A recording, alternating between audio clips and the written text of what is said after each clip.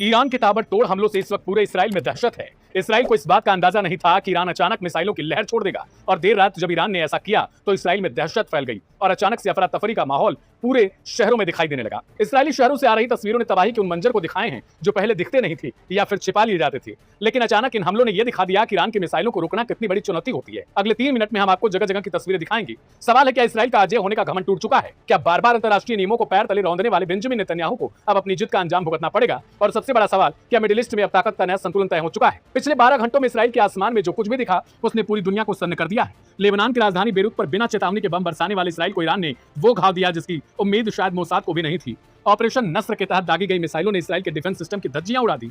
यह हमला कोई जल्दबाजी में उठाया गया कदम नहीं था, बल्कि ईरान की सोची समझी सैन्य रणनीति का एक हिस्सा था। इस्लामिक रिवॉल्यूशनरी गार्ड कॉर्प्स यानी IRGC ने इसराइल के उन सबसे सुरक्षित ठिकानों को चुना जहां से इसराइली फाइटर जेट्स पूरे मिडिल ईस्ट पर कह ढाते हैं। नेवातीम और तेल नोफ एयरबेस पर ईरान की मिसाइलें कहर बनकर टूटी। इसराइली सेंसरशिप नुकसान की खबरों को दबाने में जुटी है, लेकिन यरूशलेम, वेस्ट बैंक, रमल्लाह के आसमान में घुसती ईरान की यह दहाड़ साफ कर चुकी है कि आसमान पर नियंत्रण अब सिर्फ इसराइल का नहीं। इस अप्रत्याशित चोट के बाद इसराइल ने जवाबी कार्रवाई के नाम पर दक्षिण पश्चिमी ईरान के मास्टर शहर पेट्रोकेमिकल प्लांट पर हवाई हमले किए हैं। लेकिन क्या इस छिटपुट हमले से इसराइल अपनी साख बचा पाएगा? बिल्कुल नहीं। ईरान ने अपनी संप्रभुता की रक्षा के लिए साफ चेतावनी जारी कर दी थी।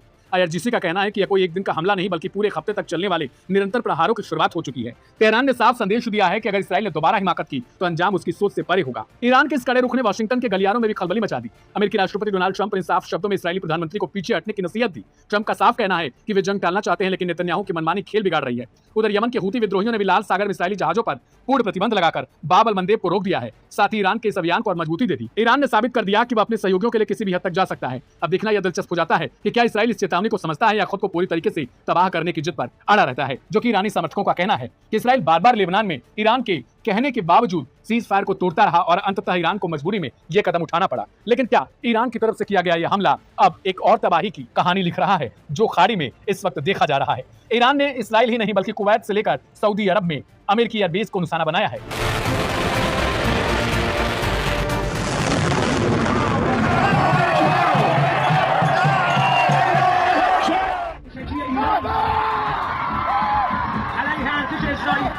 मिडिल ईस्ट एक बार फिर बड़े युद्ध की दहलीज पर खड़ा दिखाई दे रहा है। रविवार रात जब ईरान ने इजराइल पर बैलिस्टिक मिसाइलों की बौछार की, तब सिर्फ इजराइल के शहरों में ही सायरन नहीं बज रहे थे, बल्कि सैकड़ों किलोमीटर दूर तेहरान की सड़कों पर जश्न भी मनाया जा रहा था।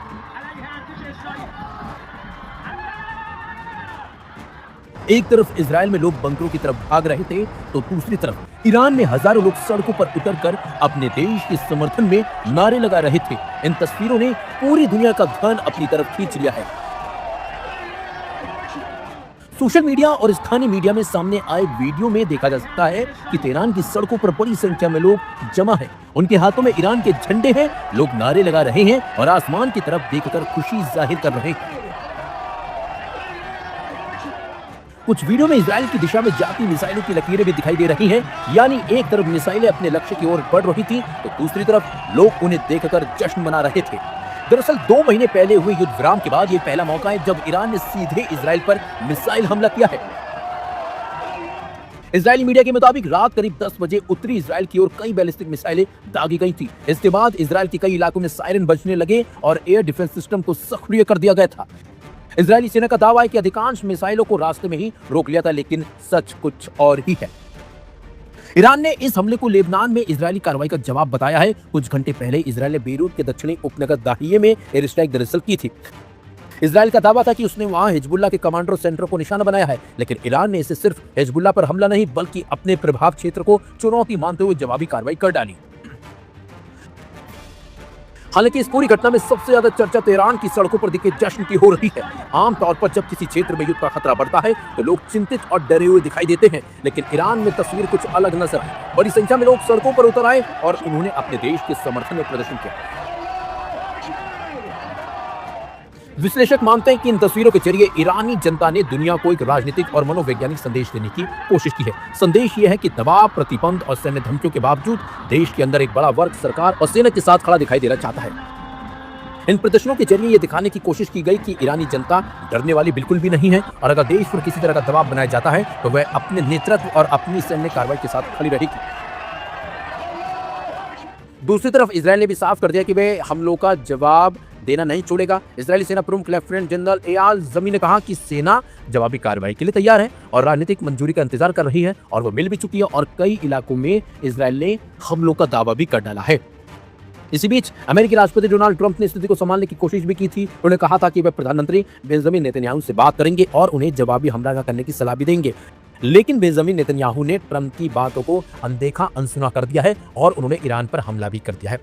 फिलहाल जमीन पर हालात कुछ और कहानी बयां कर रहे हैं। एक तरफ तेहरान की सड़कों पर जश्न मनाती भीड़, दूसरी तरफ इजराइल जवाबी हमलों की तैयारी न सिर्फ कर रहा है बल्कि कर चुका भी है। ऐसे में मिडिल ईस्ट एक ऐसे बोर्ड पर जा पहुंचा है जहां एक मिसाइल या एक गलत फैसला पूरे क्षेत्र को बड़े युद्ध में धकेल सकता था। वो हो भी गया है और शायद यही वजह है कि दुनिया की नजरें अब सिर्फ मिसाइलों पर नहीं बल्कि तेहरान और तेल अवीव के अगले कदम पर टिकी है, जो अब बड़ा खौफनाक बनती दिख रही है।